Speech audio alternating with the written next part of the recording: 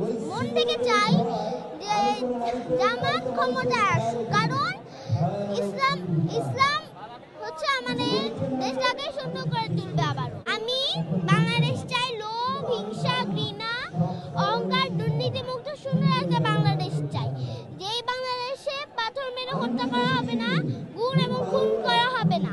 আমরা এখন ছোট মানুষ, আমরা এই সুন্দর বাংলাদেশে গড়ে উঠতে চাই।